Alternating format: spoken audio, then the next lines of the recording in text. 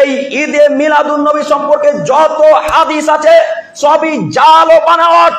এই ঈদে মিলাদুন নবী সম্পর্কে যত হাদিস আছে সবই জাল ও বানাওয়াট, সবই আবুল খাত্তাব উমর বিন দেহিয়ার তৈরি। এই সব হাদিস আবুল খাত্তাব উমর বিন দেহিয়ার তৈরি।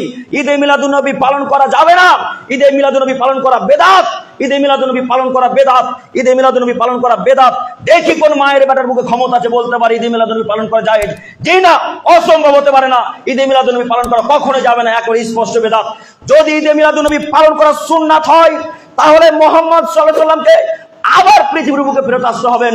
পৃথিবীর বুকে ফেরত এসে আল্লাহ নবী বলবেন, আদমের ছেলে মেয়ে, আমি এই বাক্য বলতে ভুলে গেছিলাম, আমি এই কথা বলতে ভুলে গেছিলাম যে ঈদে মিলাদুন নবী পালন করা যাবে, এই কথা বলতে আমি ভুলে গেছিলাম।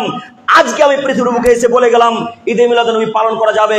এই বাক্য যদি মুহাম্মদ সাল্লাল্লাহু আলাইহি ওয়াসাল্লাম পৃথিবীর বুকে ফেরত এসে বলেন তাহলে ঈদে মিলাদুন নবী পালন করা যাবে। যেহেতু মুহাম্মদ সাল্লাল্লাহু আলাইহি ওয়াসাল্লাম পৃথিবীতে কখনোই ফেরত আসবেন না, কাজেই এই ঈদে মিলাদুন নবী পালন করা যাবে না। কথা বুঝতে পারেননি? কাজেই এই ঈদে মিলাদুন নবী পালন করা যাবে না। সম্মানিত দিনী ভাই, আপনাকে আমি কি দিয়ে বুঝাবো যে তাদের আকীদা কত খারাপ? আমি আপনাকে কি দিয়ে বুঝাই তাদের আকীদা কত খারাপ? মানুষের বিদ্যা তো না, এ কথা জানি, বুদ্ধিও কি নাই? মানুষের বিদ্যা তো না, এ কথা জানি, বুদ্ধিও কি নাই? না মাথাতে যা আছে সবই গোবর ভরা। যদি মাথাতে গোবর থাকে তাহলে বহরমপুর হাসপাতালে গিয়ে সব গোবর বের করে মগজ ভরার চেষ্টা করিয়েন। যে মানুষ চলে গেছে 1400-1450 বছর আগে, সেই মানুষের আত্মা কিভাবে আসতে পারে গো? ওই মহরম যখন হয় তখন ওই শিয়াদের আকীদা, শিয়ারা মনে করে হুসাইনের আত্মা এই কবরে আসবে। শুনেছেন মনে হয়, আশা করি। তাদের ধারণা যে হুসাইন রাদিয়াল্লাহু তাআলা আনহুর আত্মা এই কবরে উপস্থিত হবে, সেই জন্য তারা কবরকে সিজদা করে, সেই জন্য তারা কবরকে সালাম করে। তো তারা কবরকে সিজদা করে, তারা কবরকে সালাম করে, আর আপনি রাসূলের আত্মাকে সম্মান করেন, তাহলে আপনারা তাদের মধ্যে কোনো পার্থক্য থাকলো? জি, আমি কথা বলে বোঝাতে পারি না। পার্থক্য থাকলো? কোনো পার্থক্য নেই।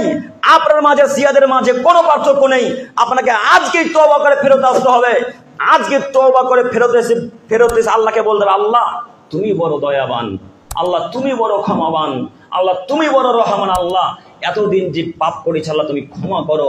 আল্লাহ ভুল বুঝে পাপ করেছি, আল্লাহ আজ থেকে পৃথিবীর বুকে যতদিন বেঁচে থাকবো ততদিন পর্যন্ত আর এই পাপ হবে না আমার দ্বারাই। আল্লাহ তুমি রহমান, তুমি দয়াবান, আল্লাহ তুমি ক্ষমা করো। এইভাবে বলতে বলতে দুই চোখের পানিকে ফেলে দিয়ে ভিক্ষা চান, ইনশাআল্লাহ পাপ ক্ষমা হবে, ইনশাআল্লাহ পাপ ক্ষমা হবে। সম্মানিত দিনী ভাই বোন, বলছিলাম যে ঈদে মিলাদুন নবী পালন করা যাবে না। যদি ঈদে মিলাদুন নবী পালন করা জায়েজ হতো বা সুন্নাত হতো তাহলে সর্বপ্রথম কারাই এই ঈদে মিলাদুন নবী পালন করতেন? সাহাবায়ে কেরামগণ, জাযাকাল্লাহু খাইরান। তার মানে আপনারা আমার বক্তব্য বুঝতে পেরেছেন। যদি ঈদে মিলাদুন নবী পালন করা জায়েজই হতো, সুন্নাত হতো, তাহলে সর্বপ্রথম পালন করতেন আবু বকর রাদিয়াল্লাহু তাআলা আনহু, তারপরে পালন করতেন উমর রাদিয়াল্লাহু তাআলা আনহু, তারপরে পালন করতেন উসমান রাদিয়াল্লাহু তাআলা আনহু, তারপরে পালন করতেন আলী। এরপরে বিখ্যাত বিখ্যাত যত সাহাবী আছে তারা সবাই পালন করতেন। কাজেই তারা যেহেতু পালন করেনি, এই ইবাদত পালন করা যাবে না। যে এখন করবে সে পাপী। গায়ের জোরে তো সবকিছু করা যায়, ক্ষমতার জোরে তো সবকিছু করা যায়, কিন্তু ক্ষমতার জোরে জান্নাত কিনা যায় না। এত সহজে জান্নাত পাওয়া যায় না, খুব জটিল ও কঠিন ভাবে জান্নাত পেতে হয়।